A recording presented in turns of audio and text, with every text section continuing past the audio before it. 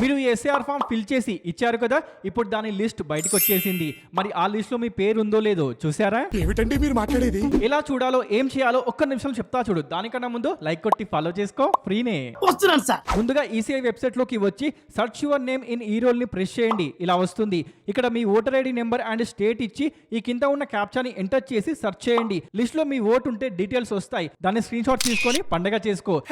Next list లో మీ vote లేకపోతే ఇలా వస్తుంది. అంటే మీ ఓటు ASDD లిస్ట్ లోకి వెళ్ళిపోయింది అనమాట. ఇది ఏపీ అండ్ తెలంగాణ వాళ్ళకి వేరువేరుగా ఉంటుంది. మరి అదెలా చూడాలంటే ముందు తెలంగాణ వాళ్ళు CEO తెలంగాణ అని సెర్చ్ చేసి వచ్చిన ఫస్ట్ లింక్ ని ఓపెన్ చేయండి. ఇలా వస్తుంది. ఇప్పుడు ASDD లిస్ట్ ఓపెన్ చేసి మీ district, assembly, part name and number select చేసుకొని సబ్మిట్ చేయి. ఇలా లిస్ట్ ఓపెన్ అవుతుంది. దీంట్లో నీ పేరు ఉంటుంది అండ్ పక్కన నీ ఓటు ఎందుకు తీసేశారో రీజన్ కూడా ఉంటుంది. తొక్కేశారమ్మా, లోకల్ పాలిటిక్స్. నెక్స్ట్ ఆంధ్రప్రదేశ్ లో ఉన్న వాళ్ళు మీకు జిల్లాల వారీగా ఈసీఐ వెబ్సైట్లు ఉన్నాయి. అంటే గుంటూరు, కాకినాడ, ఏలూరు, కృష్ణ ఈ విధంగా అన్నమాట. సో మీరు ఇప్పుడు ఈసీఐ జిల్లా పేరు ASDD అని సెర్చ్ చేయండి. For example ECI Kakinada ASDD అని సెర్చ్ చేస్తే ఇలా వస్తుంది. దాన్ని ఓపెన్ చేసి మీ నియోజకవర్గాన్ని సెలెక్ట్ చేసుకుంటే ఇలా ఓపెన్ అవుతుంది. ఇప్పుడు దీంట్లో మీ పోలింగ్ స్టేషన్ నెంబర్ ఓపెన్ చేస్తే దాంట్లో మీ పేరు పక్కనే మీ ఓటు ఎందుకు తీసేశారో రీజన్ కూడా ఉంటుంది. ఇలా ASDD లిస్ట్ లో పేరు ఉన్న ప్రతి ఒక్కరు కూడా మళ్ళీ అప్లై చేసుకోవాలి. దానికోసం ఫామ్ 6 ని ఫిల్ చేయాలి. ఆ లింక్ బయోలో ఉంది, చూడడం మర్చిపోకు.